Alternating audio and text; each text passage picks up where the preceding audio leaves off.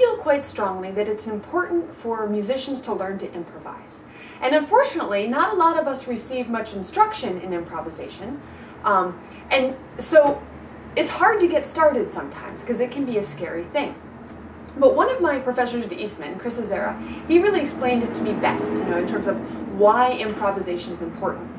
He talks about how if you are a musician who can, you can play your Bach, you can play your Beethoven, all this pre-composed stuff, but you can't improvise. That's just like if you were, speaking your native language, English, perhaps in your case, and you could recite Shakespeare sonnets and you could recite the Gettysburg Address, but you couldn't put words together in unique, spontaneous combinations to just, make a basic sentence like I'm doing right now. So obviously that would limit your expressive possibilities considerably. And so same with music. If you can play all that stuff that other people have written, but you can't put notes together in your own combinations and sort of on the spot without having thought about it a whole lot in advance, that again is going to really limit your expressive possibilities on the instrument. So it's totally something that's worth pursuing. And I know for myself, I just started improvising maybe 2-3 years ago. I hadn't done any at all before that.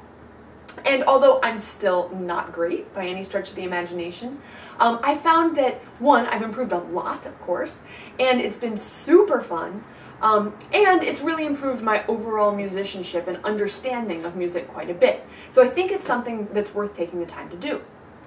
And as you first start approaching this, there are a lot of different materials you can use, a lot of books that are out there, that sort of thing, and I might talk about some of those in future videos.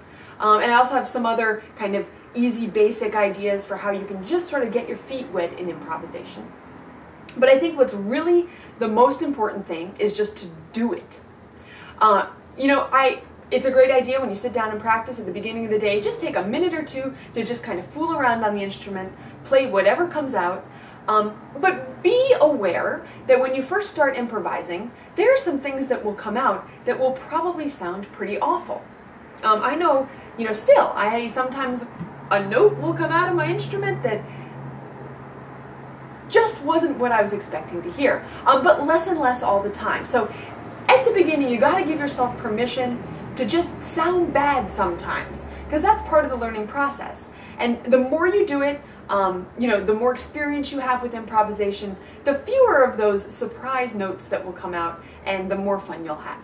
So be brave, give it a try, and stick with it, even when not everything is always beautiful.